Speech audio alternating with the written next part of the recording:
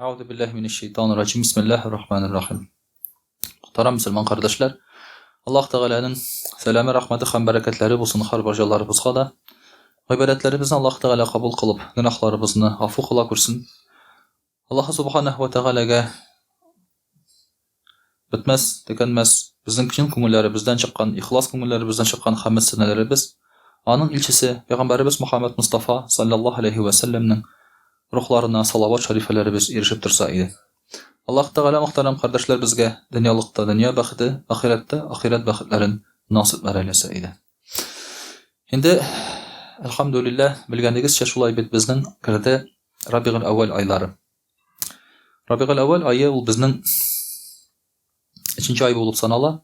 Müslüman kalenderi boyunca şulay bit. Birincisi Muharram, ikincisi Sefer, üçüncüsü Rabiul Awwal. Rabiul Awwal ayının bugün 4-nji günü. Ol Rabiul Awwal ayı nerse bilen beyli. Ol beyli muhtaram kardeşler, Peygamberimiz Muhammed Mustafa sallallahu aleyhi ve sellem'nin tuğu hem vafat buluğu bilen. Yani şu ayda ol tuğa, şu ayda ol vafat bula. Deriz anın tuğan ayı turunda var başka fikirlerde, yani ol başka ayda, başka künde tuğan degen fikirlerde var. Ama indi Müslüman cemiyetinde şu Rabiul Awwal ayı anın tuğan ayda hem tuğan ölgen ayda bulup sanala. Şuna göre biz indi Rabiul Awwal ayın Mevlid ayı dip de ikinci bir türlü aytibız. Mevlid degen söz ol indi tuğu degen söz. Mevlid ayı. Ayında Peygamberimiz sallallahu aleyhi ve sellem'e bağışlanan kişilerini ana maktap Allah ötkergen kişileri biz Mevlid kişileri dip atıyız. Muhterem kardeşler, Peygamberimiz sallallahu aleyhi ve sellem'nin tuğan hem ölgen kini 12. Rabiul Awwal. Ama biz indi şu ay boyu Mevlid ayı bulganlıktan anı zorlap ay boyu Mevlid ayı dip desek haysi kinni şulay bit kişesin ötkerirge, meclisin ötkerirge, ya bulmasa indi Peygamberimiz sallallahu aleyhi ve sellem'ni iske açırırge mümkün biz. Deriz Peygamberimiz sallallahu aleyhi ve sellem'ni biz elbette Mevlid ayında gana tugul. Biz anı indi yıl boyu, ömrimiz boyu bir kinde, bir mizgilde de unutırga tiyiş tugul biz. Lakin muhtaram kardeşler, elbette eden balası unutuçan. Hem indi kay vakitta biz unutup jibersek de Allah Teala iske düşürüp tura. Mesela kay vakitta biz Peygamberimiz sallallahu aleyhi ve sellem'ni iske düşürürge yaki Allah'larga unutup jibersek, bizge anı Müslüman bulmagan kişiler iske düşürürler. Mesela birer karikatür yasap, Peygamberimiz sallallahu aleyhi ve sellem turunda naşar söz aytip iske düşürürler de bizning ko'ngillarimiz uyanıp giti. Toktali, alardan ni hakları varsın bu deriz tugul yaramaydı, şulay bit. Şunda bir hal bola Sudan'da. Sudan degen il var, şulay bitinde Afrika'da, bilsəgiz. Anda bir Evropadan kelgen okutucu okuta. Hem indi şu okutucu bağlar bilen oyun alıp bara, oyun. Mene di, menin kurçağım bardı. Ayda şu kurçaqqa isim beremiz di. Bu bir malayını bastıra da basalı di, ismini çıktı, Muhammed di. Bu kurçaqqa indi isim beremiz di. Bu malay ayda benim isimni bilik Muhammed degen isimni di. Şu haberden taralığı bola, şu Sudan'da halk köterilip çığa. Kurçaqqa Peygamberimiz sallallahu aleyhi ve sellem'nin ismin bergenler, Peygamberimiz sallallahu aleyhi ve sellem'nin ismin mıskıl etkenler tegilay bolaydı. Bu hatını tutup alalar, kulga alalar, 40 tapqır tayap bilen soqtırırga, hem indi türmede oturırga degen karar çıgaralar. Anda yartı yılman içedir ay. Şundan soň indi Evropa prezidentleri yaza şulay bitinde müracaat etip soqturuunu kimeteler. Anda 15'ge gene 20'ge gene kaldıralar. Hem indi oturtu vaqtında kimeteler. Bu kimetini işitkenden soň halk uramlarga çıga. Niçin dedi? Vaşa ya utirabız alaysa. Mana ras şundayga ketken eken dedi. Bana vaşa utirge kerekti. Başınça barga kazni itterge şulay bitinde. Halk köterile şulay bitinde bunt tizgine Sudan'ın prezidenti bu hatın kızına gafu itede yine kaytarıp jibere bar lutça çıkıp bundan dip tuşu ana sonra indi mena şunday haller bolup bala. Mena muhtaram kardeşler, mea kalsa Peygamberimiz sallallahu aleyhi ve sellem turunda anlatıp jibersek Allah Teala bizge anı şulay iske düşürür. Ondan sonra indi biz kökürek kakakaga şulay bit gayretimiz arta Peygamberimiz sallallahu aleyhi ve sellem'e yaklısı kila başlay şulay bit vernese işlisi kila başlay. Özün kinine 100 tapqır salavat da ayta almaysın. Anga bağışla. Şulay bit. Özün. телең бармый, әйләнмий шулай онытасың әйтергә. Инде бер хәл булса, чыгасың да машиналарны жандыра башлыйсың. Хәзер моны үтерәм, тегене үтерәм, парвов сияқты дип шулай җыри башлыйсың урам буенча. Көненә 100 салават әйтә алмыйсың. Шулай. Аңа багышлап берәр шигырь я булмаса берәр мөнәҗәт укый алмыйсың. Шулай бит. Яки инде үзең дә яза алмыйсың, булмый ул. Берәр Марусяга багышлап язасың берәр шигырь. Шулай бит инде. Очи твои забыть не могу дип шулай бит инде. Я тону в них как в море корабли дип. Инде Пәйгамбәрбез саллаллаһу алейһи ва сәлләмгә багышлап 1 2 3 4 шигырь яза алмыйсың шулай бит еллык. Менә шуңа күрә әлбәттә инде бу безнең өчен шулай ук бер искә төшерү булып тора. Шуның өчен дә кирәкме соң бу Мәүлид айлары дисәк, әлбәттә кирәк. Чөнки без онытучан. Бүгенге көндә безгә искә төшереп торырга кирәк. Искә төшермәсәләр, безнең инде үзебезнең йөрәгебез гафләт белән, оныту белән капланырга мөмкин. Менә бүген мөхтәрәм кардәшләр, Пәйгамбәрбез саллаллаһу алейһи ва сәлләмнең хылкы турында бераз сөйләшеп китик әле. Бер-ике аятлар, хадислар белән. Пәйгамбәрбез саллаллаһу алейһи ва сәлләмне пәйгамбәр булмаса да аны бик яратканнар. Пәйгамбәр булмаса да аны яратканнар. Аңа каршы әйтерлек сүз юк, урын юк. Мәсәлән, Пәйгамбәрбез саллаллаһу алейһи ва сәлләм Мәккәне алганнан соң ул мөрәҗәгать итә. Мин сезне нишләтим ди Мәккә халкына. Гадәттә берәр инде шәһәрне яулап алганнан соң һәм бу шәһәр элегрәк сиңа шуның кадәр күп зыян китергән булса, гадәттә тарихта нишләтәләр? Бу шәһәрне талыйлар, шулай. Талыйлар, кешеләрне үтерәләр, хатыннарын кыллыкка алып китәләр, балаларын кыллыкка алып китәләр. Гадәттә шулай булган. Бу инде ничә анда еллар дәвам итә. Совет халкы да карап тормады шулай бит. Берлинне алгаштан барыбер бөтен заводларны монда алып чыктылар, бөтен документацияларны монда алып кайттылар, Америка белән бүлделәр инде аларны дип әйтик. Һәм дә инде Совет солдаты әйтә, менә безнең күршедә бабай әйтә, без ди шул Берлинга баргаштан да инде немец шәһәрләренә кергәштән ди, шу без инде үзебезне хуҗа итеп тоядырык ди, урамда берәр бала барса, без аны этеп чыгабыз да, велосипедтан алабыз да, рәхәтләнеп үзебезнеке итәбез инде дип шайтырып. Монда инде трофей кайтардылар шулай бит. Әйберләр. Бу нормаль күренеш, ягъни бу теге ислам диндә булмаган өчен бу нормаль күренеш булып санала. Алар безне үтерделәр, бездә. Алар безне талады, шулай бит инде бездә. Әмма Пәйгамбәрбез саллаллаһу алейһи ва сәлләм шулай дип сорагач, мин сезне нишләтим инде дигәч, шушы Мәккә халкы әйтә, син ди ихтирам, мөхтәрәм, дәрәҗәле кешенең улы һәм син үзең дә дәрәҗәле ди. Син безне нишләтсәң дә шулай бит хаклы ди. Пәйгамбәр саллаллаһу алейһи ва сәлләм әйтә, мин сезне гафу итәм ди. Мин сезне гафу итәм ди. Шуңа күрә Мәккәдә кергәндә үк хәтта, Мәккәгә кергәндә үк Пәйгамбәр саллаллаһу алейһи ва сәлләм әйтә, фәлән кешенең, мәсәлән, Абу Суфьянның иендә яшерелгән кешегә без тимибез ди. Билал радиллаһу анһу тотып бара, әлем, флаг, аның шушы флаг астына берәрсе килеп сыенса, без аңа тимибез ди. Кем безгә каршы корал күтәрмәсә, без аңа тимибез ди. Ягъни алар шәһәргә шулай керәләр. Кереп шулай бит инде уңга сулга талап суеп беркемне дә йөрмиләр. Һәм мөхаҗирлар, булар бит безнең малыбызны, булар безнең йортларыбызны алып калган кешеләр, безгә булардан әле икеләтә тиеш дип, шулай бит талап йөрмиләр. Һәм Пәйгамбәрбез саллаллаһу алейһи ва сәлләм үзе дә Мәккәгә кергән вакытта башын иеп, ул атланып керә, әмма башын иеп керә, түбәнсенеп керә. Аллаһ Тәгаләгә шөкр кылып, теге гайрәтләнеп, тәкәбберләнеп түгел, шулай бит инде миңа карагыз дип түгел. Менә бу мөхтәрәм кардәшләр аның хылкы турында сөйли. Нишләп аның хылкы әйбәт булган соң? Күп кеше сорый бүген халыкны ничек үзгәртергә. Пәйгамбәрбез саллаллаһу алейһи ва сәлләм дуга кыла торган булган: "Аллаһумма ахсанта халқи фа ахсин хулуқи." Я Рабби, син минем тышкы кыяфәтне матур иттең. Халык ул инде тышкы кыяфәт.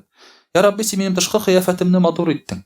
Инде хәзер хылкымны матур итеп, гүзәл итеп, үзгәрт дип, ул Пәйгамбәрбез саллаллаһу алейһи ва сәлләм шулай дуга кыла торган һәм сорый торган булган. Менә бүгенге көндә дә кем үзенең хылкы белән интегә проблема күрә, Аллаһ Тәгаләдән менә шушы дуганы кылып сорарга була.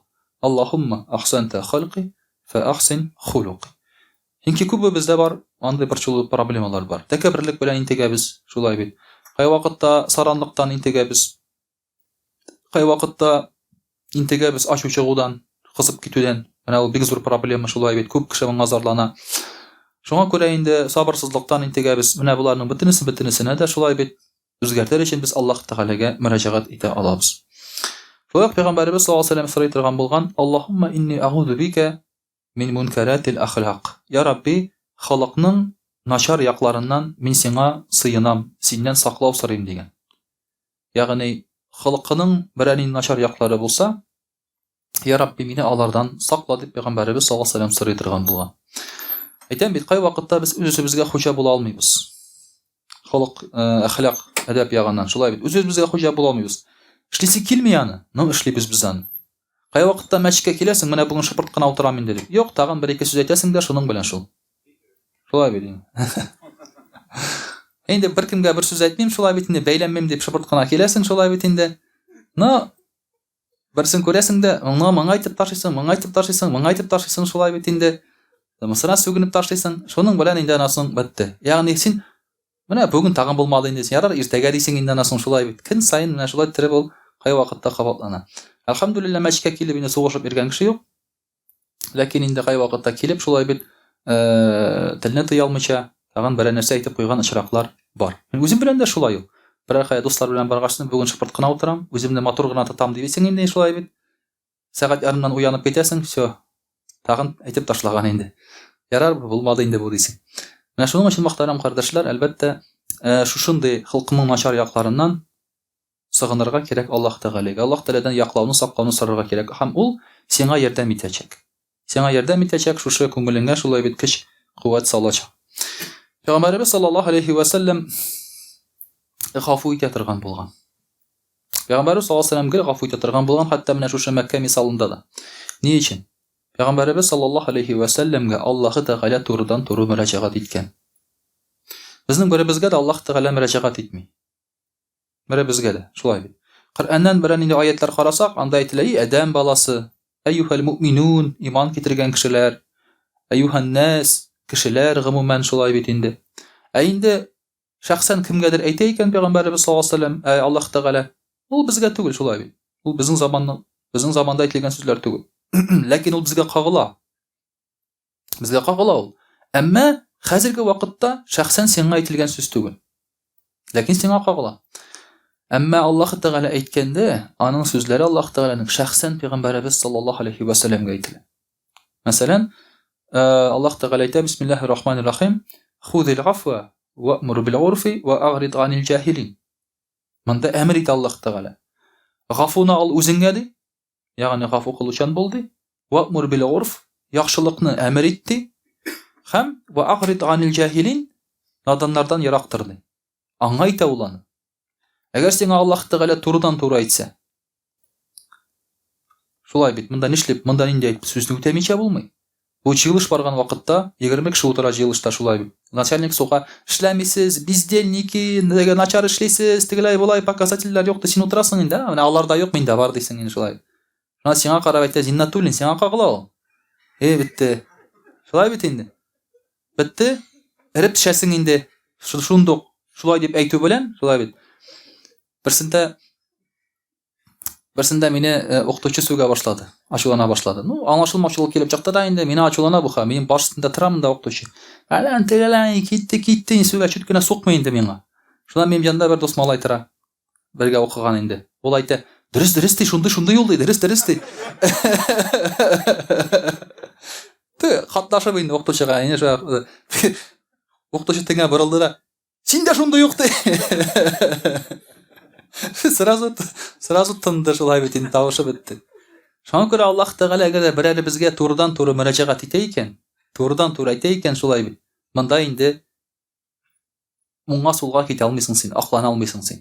Шуңа күрә Пәйгамбәрбез саллаллаһу алейһи ва сәлләмнең дә халкын үзгәртмичә аның хәле юк. Чөнки Аллаһ Тәгаләгә әлбәттә Пәйгамбәрләрнең иманы иң ихлас, иң чиста иман белән ышанган иман. Шуңа күрә Аллаһ Тәгалә әйткән икән, алар инде бер шиксез шулай бит аны үтәячәкләр. Коръәни Кәримдә шуңа күрә нәрсә әйтелсә, сез ышаныгыз, Пәйгамбәрбез саллаллаһу алейһи ва сәлләм буларның бөтенесен үтәгән. Мәсәлән, ул бу Пәйгамбәрбезгә әйтелмәгән, бу моңа әйтелгән дип инде без әйтәм. Бу Пәйгамбәрбез саллаллаһу алейһи ва сәлләмгә бөтенесе дә димәк уларның үтәлгән. Шуңа күрә дә Айша радиллаһу анһадан сорагач, ничек Пәйгамбәрбез саллаллаһу алейһи ва сәлләм хылкы нинди иде соң дигәч, ягъни ул әйткән: "Кана хулуқул Кур'ан", аның хылкы Коръән иде дигән. Менә сез Коръәнне укыгыз. Коръәндә нәрсә әйтелгән булса, инде яхшы әйберләр әйтелгән булса, менә алар бөтенесе Пәйгамбәрбез саллаллаһу алейхи ва сәлләмдә бар димәк. Ул Коръәннең көзгесе. Нәрсә анда Коръәндә булса, инде Пәйгамбәрбез саллаллаһу алейхи ва сәлләмдә шул ук әйбер бар иде дип әйтә торган булган. Шулай ук инде Аллаһ Тәгалә әйтә Коръәни Кәримдә: Бисмиллаһир-рахманир-рахим. Инналлаһ я'муру бил-гадли вал-ихсани ва ита'i зил-курба. Аллаһ Тәгалә сезгә гаделлекне әмер итә, игелекне, изгелекне һәм якыннарыгызга шулай бит инде бирү, садака бирүне ди, ярдәм итүне ди. Димәк, буларның бөтенесе дә Пәйгамбәрбез саллаллаһу алейхи ва сәлләмдә бар иде. Аның янына берәрсе килсә, Пәйгамбәрбез саллаллаһу алейхи ва сәлләм гаделлек һәм яхшылыкны аңа киңәш итә иде. Ул сөйләшә башласа, шушы яхшылык һәм гаделлек турында сүз алып барып, аңа киңәш итә иде. Әгәр ул мөшрик булса, кафир булса, ислам динен кабул итү турында сүз алып бара аның белән.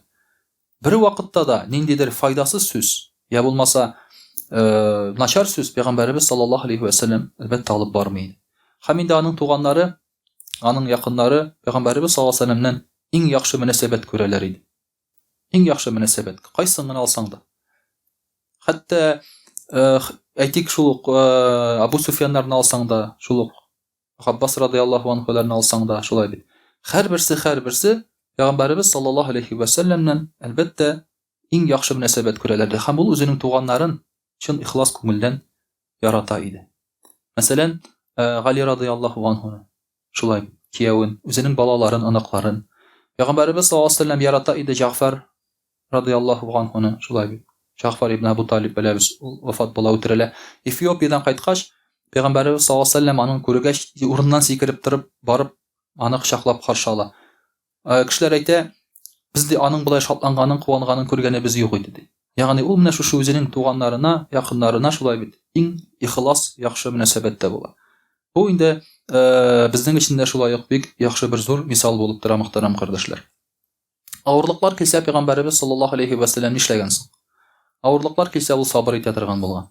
Чөнки Аллаһ Тәгалә әйтә: Бисмиллаһир-рахманир-рахим. Васбир галә ма асабака. Килгән сынауга сабыр итте. Аллаһ Тәгалә әйтә: Васбир. Кемгә әйтә ул аны? Пәйгамбәрбез саллаллаһу алейхи ва сәлләм әйтә: Сабыр итте.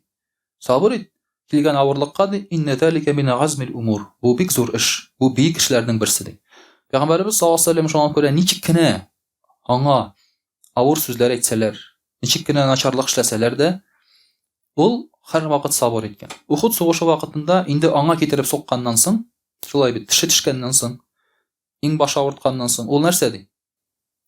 Аналарын шулай итим, дигеләй, булай дип тотып китерегез мин аларны, жарам мин аларны эзеп ташлый аларны, шулай дип әйтәме? Без бит шулай дибез. Без шулай дибез. Шулай бит инде. Әгәр дә безгә бер нәрсә булса, ул әйтә, үз пәйгамбәренә суккан халыкның киләчәге бармы ди. Ул шулай ди. Ул киресенчә, ул уйланып, аптырап, җәлләп, шулай бит аларны сөйли. Үз пәйгамбәренә суккан кешеләрнең киләчәге бармы ди. Мөхтәрәм кардәшләр, шуңа күрә бу очракта без искә төшерми булдыра алмыйбыз 8 кешене атып үтергән татар егетендә. Шулай бит. Бу ул күргән сынау, ул бик авыр сынау. Әгәр дөрес булса шулай бит инде. Мәсәлән, сине унитазга башың белән тыкалар. Сине кыйнылар. Шулай бит инде. Бер туктамый сине мыскыл итәләр. Начар сүз белән, шулай бит инде. Я булмаса анда эш белән, гамәл белән моңа түзәргә бик авыр. Шуңа күрә дә Аллаһ Тәгалә әйтә: "Инна залика мин газмил умур." Бу бик авыр эш ди һәм бу бик дәрәҗәле әйбер ди. Сабырлык ул бик авыр эш. Аңа түзәргә бик авыр. Бүгенге көндә әгәр дә безгә әйтсәләр, шулай бит инде, син нишләр идең дисәләр, менә сине шулай мыскыл итсәләр. Юк. Без алай эшләмәс идек, без куркак. Без куркак, без алай эшләмәс идек. Без башны иеп, менә шулай җырыр идек. Ул җегет куркак түгел. Без менә бу дәрәҗәдә, ул җегет бу дәрәҗәдә. Ләкин сабыр иткән кеше менә бу дәрәҗәдә. Аңладыгызмы?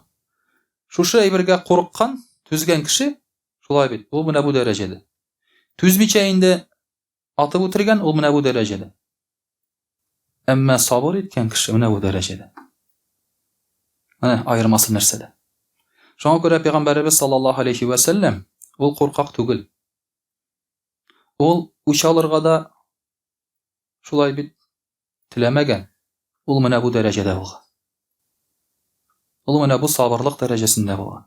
Һәм инде шуңа күрә берәр сынау килсә, ул әйтә торган булган нәрсә дигән, Муса галәйһиссәламне тагын да катырак газапладылар, ул түзде дигән. Ул сабыр итте дигән. Мөхтәрәм кардәшләр, Пәйгамбәрбез саллаллаһу алейһи ва сәлләм намаз укыганда аның өстенә диянең ичәкләрен алып килеп салалар аның өстенә. Бу унитазга тыгу белән берме? Бу аннан да начаррак.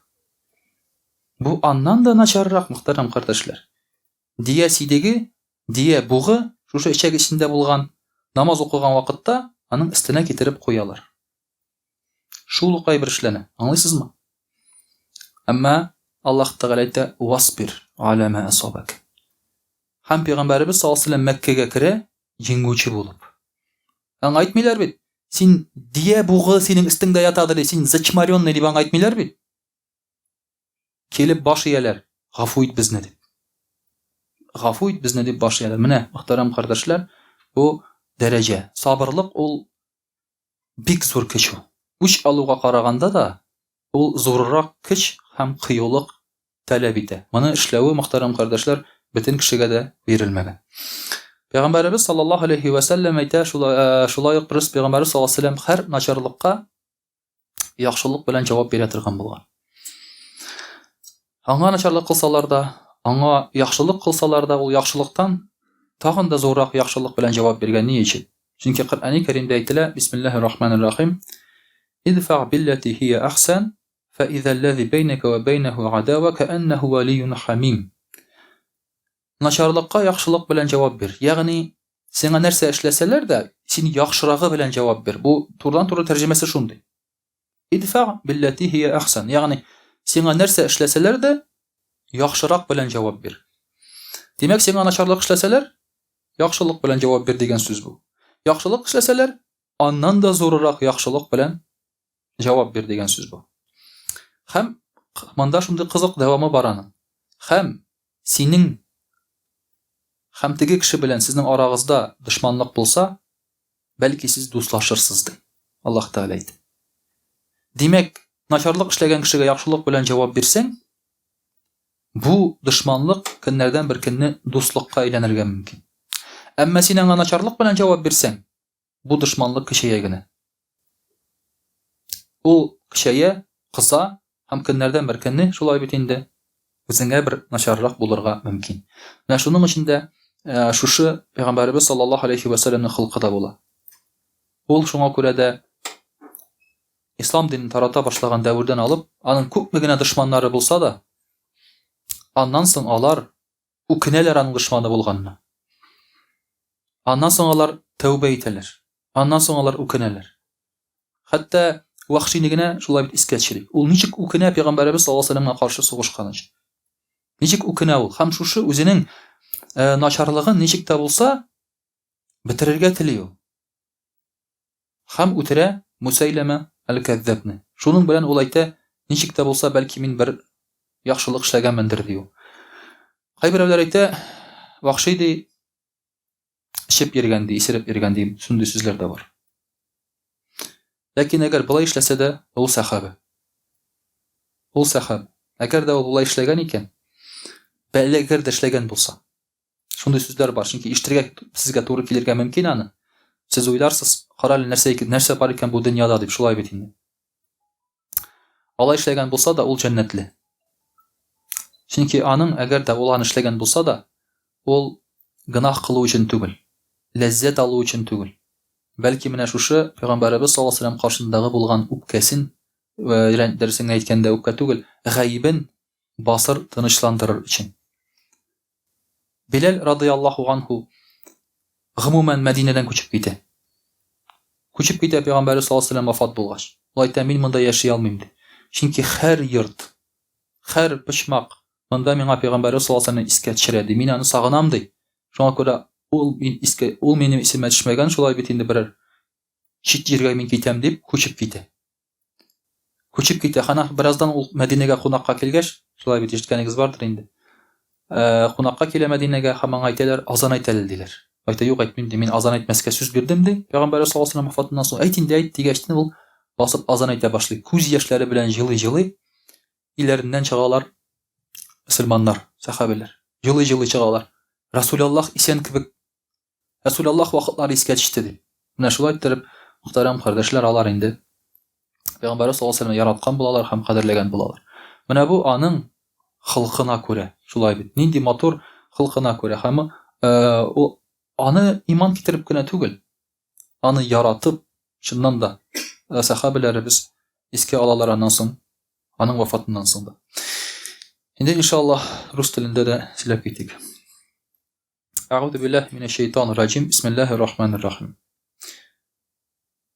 Дорогие друзья, сегодня мы с вами говорим о пророке Мухаммаде саллаллаху алейхи ва саллям. Конечно, мы на любом вагазе говорим о нем. Но сейчас у нас зашел месяц Раби'уль-Ауаль. Это месяц рождения и смерти пророка Мухаммада саллаллаху алейхи ва саллям. Поэтому называется Маулид. Маулид Айя, месяц Маулида. То есть месяц рождения. Рождение кого? Маулидом Наби. Рождение пророка саллаллаху алейхи ва саллям. Некоторые мусульмане говорят, что это бид'ат, что это делать нельзя, что это справлять нельзя и так далее и тому подобное. На самом деле, да, это бид'ат, то есть сахабы этого не делали. Но сахабы, рады Аллаху анхум, они каждый день справляли маулид. Для них не нужно было какого-то месяца, чтобы напомнить, что сейчас маулид. Они каждый день справляли маулид. Каким образом? Они каждый день вспоминали пророка саллаллаху алейхи ва саллям. И когда у них спрашивали, например, почему ты стремишься в рай? Вопрос задавали. Почему ты хочешь в рай? Если бы у нас спросили, что бы мы сказали? Там бабы. Там бабы безотказные. Ребята, они будут меня любить. Вот наш ответ. Сейчас что нам приходит в голову? Там жратвы, работать не надо. Это наш ответ. Ну, чего ж греха таить? Если у вас спросят, например, да, что бы вы сказали?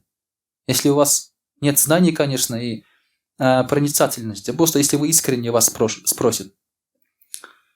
А сахабы говорили, там посланник Аллаха, саллаллаху алейхи ва саллям.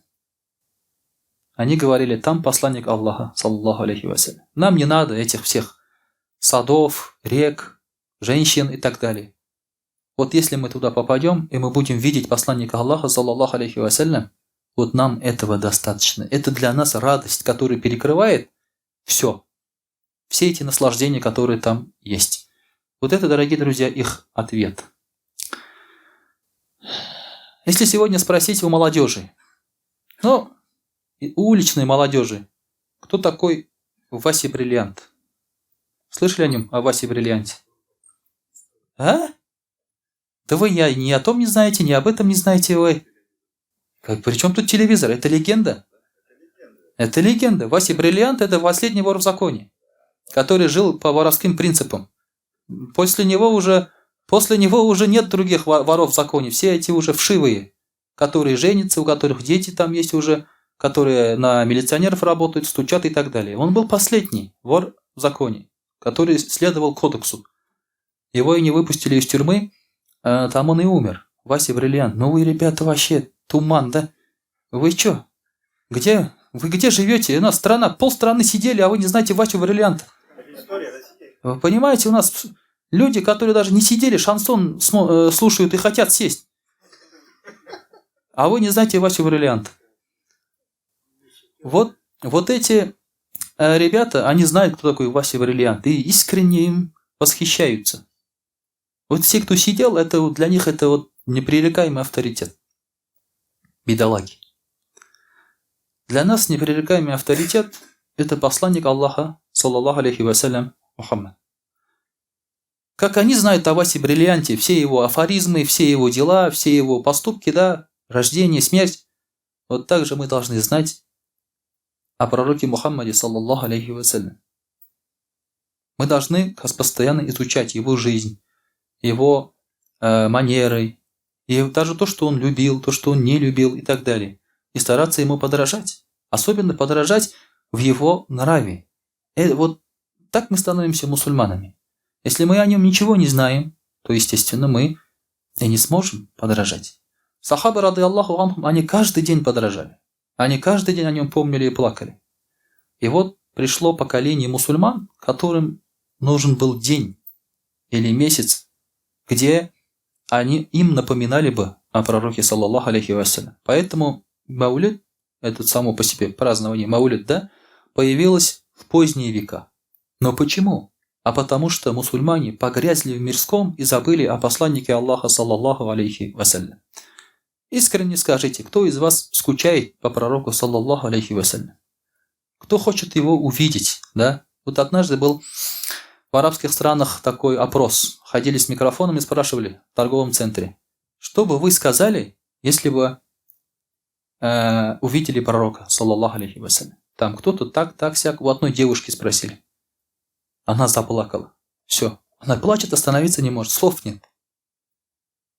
У нее слов нет больше. Она не знает, что сказать. Она увидела, она уже представила, и она плачет. Все этого достаточно. Зачем что-то говорить? Да?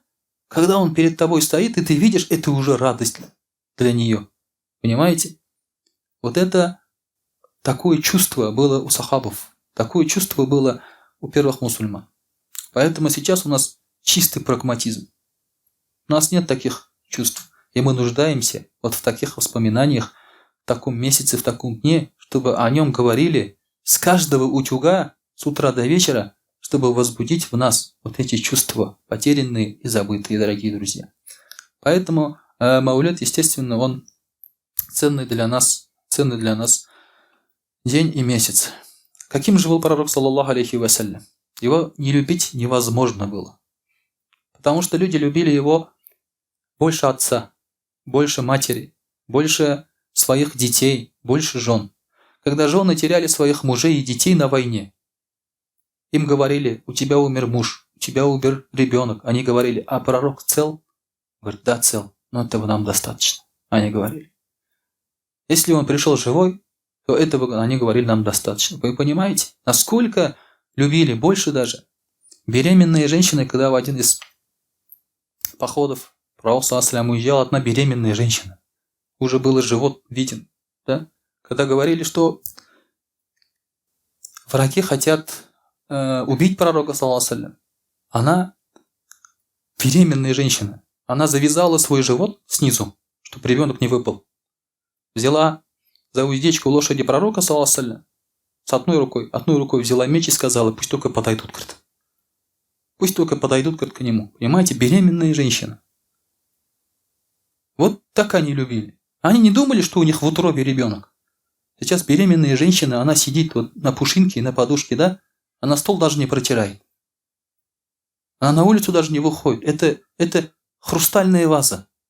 Лишь бы там что-то не случилось. Они за это не беспокоились. Они беспокоились за пророка, саллаллаху алейхи вассалям. Анас, рады Аллаху анху, который служил у пророка, саллаллаху алейхи с детства, говорил, пророк, саллаллаху алейхи, говорит, никогда, говорит, меня не ругал. Никогда. Даже я, говорит, был ребенком, он мне давал какие-то поручения, а я, говорит, забывал о них. Он, говорит, никогда меня не ругал. А когда Айша, рады Аллаху анха, начала ругать Анаса, ты там забыл, ты там это не сделал, пророк, саллаллаху алейхи, сказал, не ругай. Это предопределение, говорит. Это, говорит, было предопределено. Поэтому он даже не мог вот так вот обругать человека. Поэтому его любили слуги.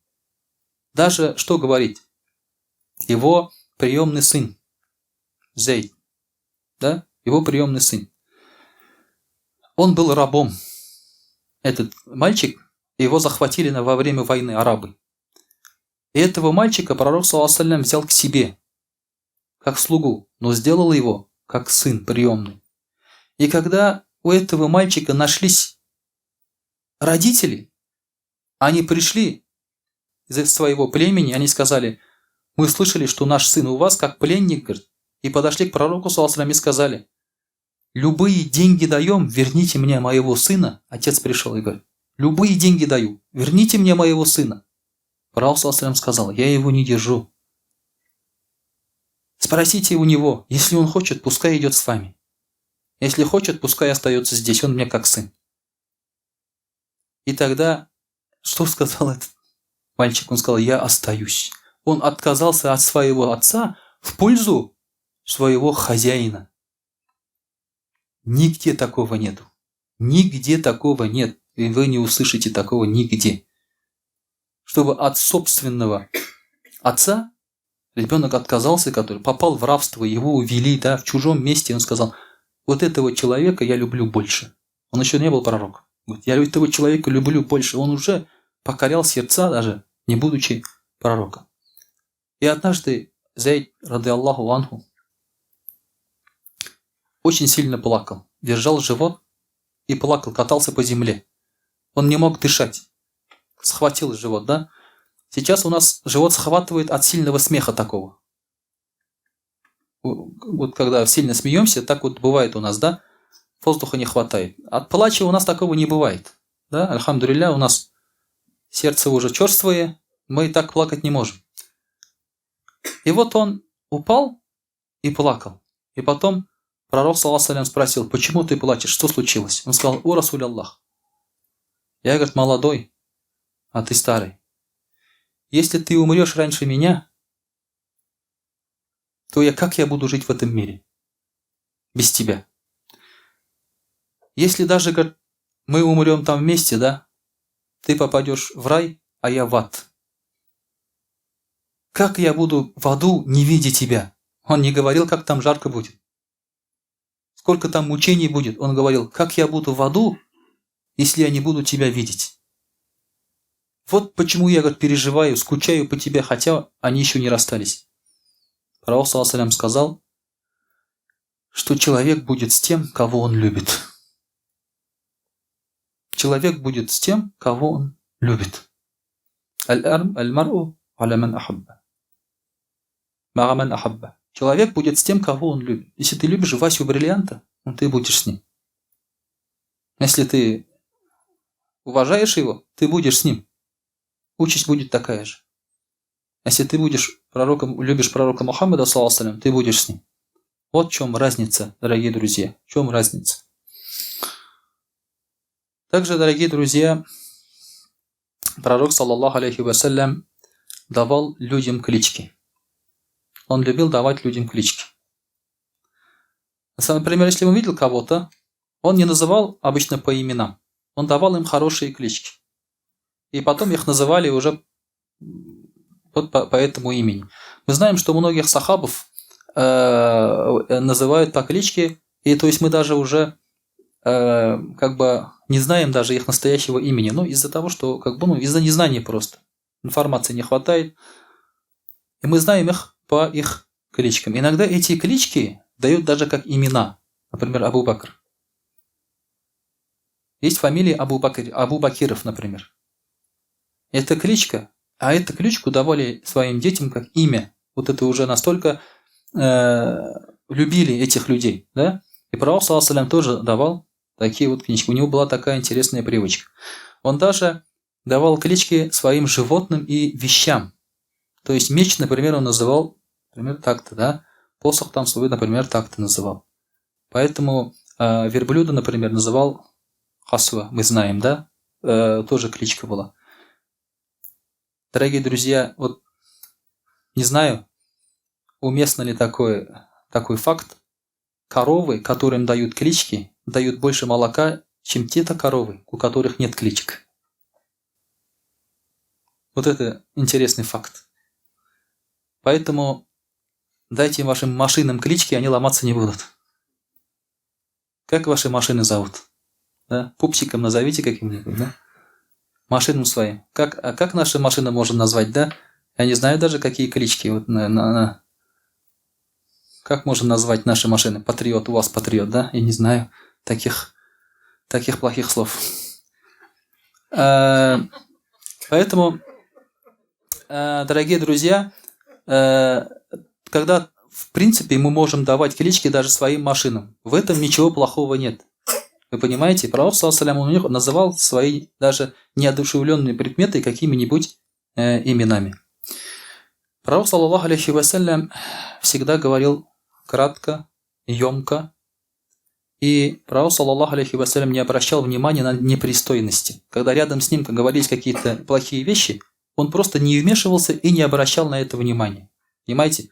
Он сам туда не вникал, не ссорился с ними, да, просто не обращал внимания. А если ему надо было что-то сказать какому-то человеку, то он говорил иносказательно, либо он говорил обобщенно. Ну, чтобы не оскорбить вот этого человека. Вчера разговаривал с одним абзой, сидели в маджлисе, он говорит, у нас есть такой, говорит, молодой хазрат. Ну, неуч, говорит, неуч. Для него главные деньги. К нему пришел этому хазрату один человек, нефтяник, дал ему садака. Ну, тогда, по тем временам, что 300 рублей, что ли, дал. То есть много как бы считалось. И говорит, я, говорит, нашел себе жену, не мусульманку, хочу никах почитать. Почитаешь? Вот хазрат говорит, конечно, говорит, почитаю. И вот этот абы, они с ним, когда разговаривали, этот хазрат начал хвастаться. Вот, говорит, ко мне приезжал нефтяник, 300 рублей садака дал, хочет пожениться там, на каком не мусульманке, никах просил почитать. И этот абы спрашивает, ты, говорит, почитаешь? Он, конечно, почитаю. Говорит, если он сейчас, говорит, мне дал 300 рублей садака, просто так, а после никаха он сколько даст, говорит? Да? И этот абзы ему говорит, у меня, говорит, в сарае стоит бык и корова. Почитаешь никах, говорит, 500 рублей дам.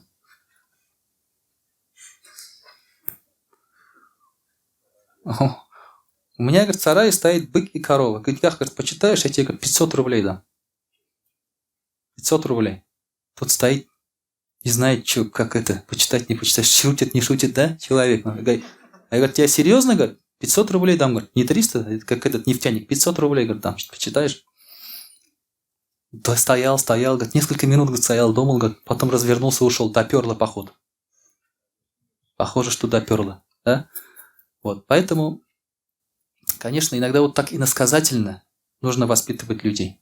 Напрямую, когда ему скажешь, ты там идиот, балбес, шариат это запрещает, да, он, возможно, не поймет тебя. А когда вот так вот объяснишь, возможно, он уже начинает понимать. Пророк, саллаллаху алейхи вассалям, всегда ел бисмилля, говорил, ел правой рукой, ел то, что перед ним находилось. Всегда. То есть он был очень скромным. Ел ячменный хлеб, финики, огурцы ел длинные. Он не ел горячие. То есть ждал, пока остынет. Любил мясо. Он любил тыкву, баранью лопатку.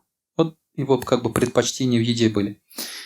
Он никогда не ел сырого лука и сырого чеснока.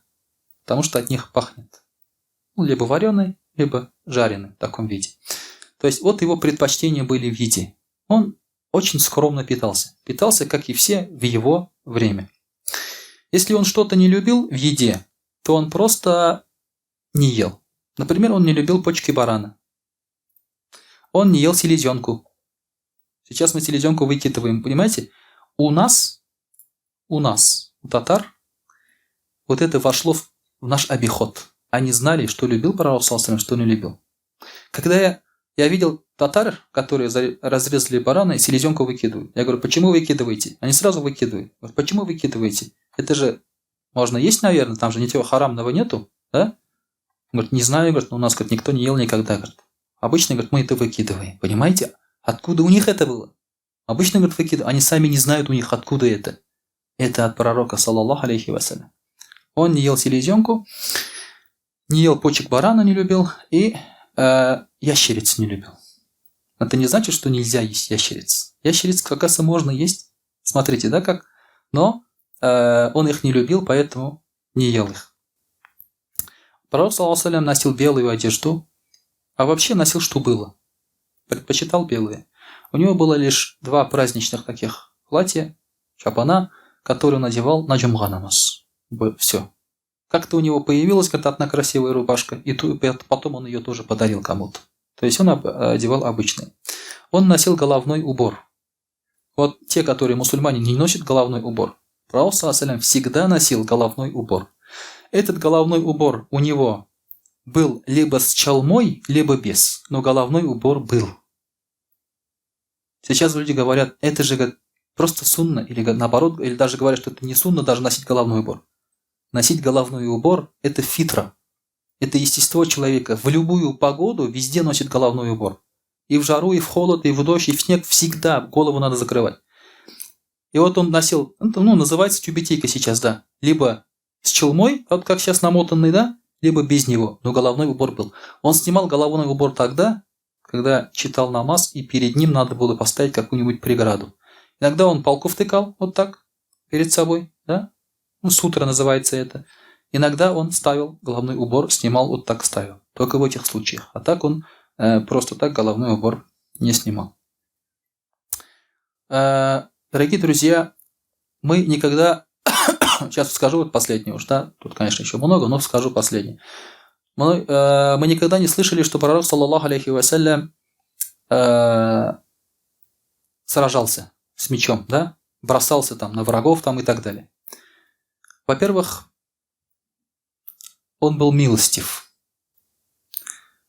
Во-вторых, он командовал. И это не значит, что он был трусом. Сахабы говорят, в битве при Бадре, мы прятались за пророка, саллаллаху. Мы прятались за пророка, саллаллаху. В битве при Хунайне, когда начали отступать мусульмане, пророк, саллаллаху, слез со своей мулицы, встал и начал говорить, я, говорит, посланник Аллаха, и нет в этом лжи, говорит, я, говорит, ибн Абдуль-Мутталиб. Все наступали, Абу Суфьян его держал, то есть, чтобы он не наступал на врагов, держал, говорит, ты один, говорит, давай, пошли, говорит, давай отступать.